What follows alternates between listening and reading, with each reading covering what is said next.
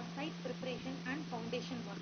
Suppose that a site preparation and concrete slab foundation construction project consists of the following 9 activities. Activity A represents site clearing, B represents removal of trees, and activity C defines general excavation, and activity D represents the grading general area. Activity E represents the excavation for utility trenches. Activity F defines the placing formwork and reinforcement for concrete. Activity G defines installing sewer lines, and activity H defines installing other utilities, and finally activity I defines the pouring concrete.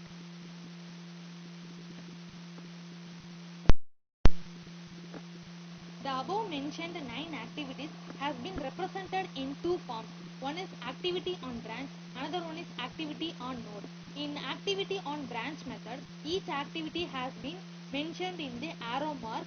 In activity on node method, each activity has been defined on the node, which has been mentioned in the circular form.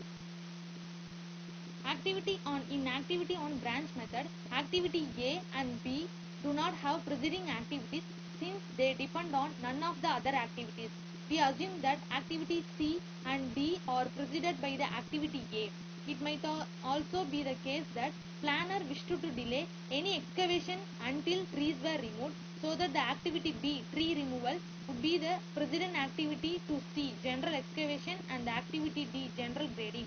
Activities E, trench excavation, and the activity F, concrete preparation, cannot begin until the completion of general excavation and tree removal, since they involve subsequent excavation and the trench preparation. Activity G, install lines, and activity H, install utilities, represent installation in the utility trenches and cannot be attempted until the trenches are prepared. So that the activity E, trench excavation, is a preceding activity. We also assume that the activity should not be installed until grading is completed to avoid the equipment conflict. So the activity D, general grading, is also preceding activity G and H.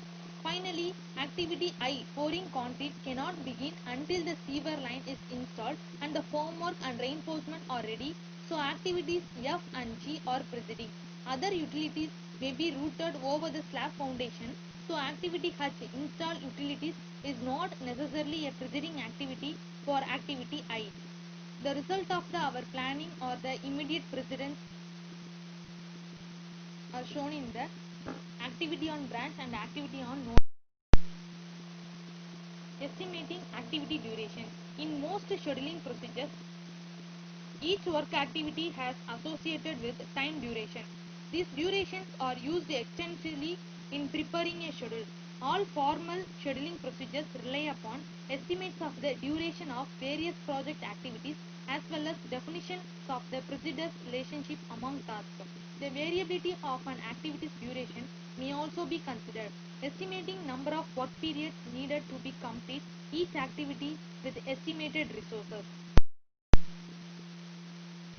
The duration of activity Dj, such as concrete formwork assembly, might be estimated as Dij is equal to Aij divided by Pij into Nij, where Aij refers to the required formwork area to assemble in square yards, where Pij refers to the average productivity of the standard crew in this task measured in square yards per hour.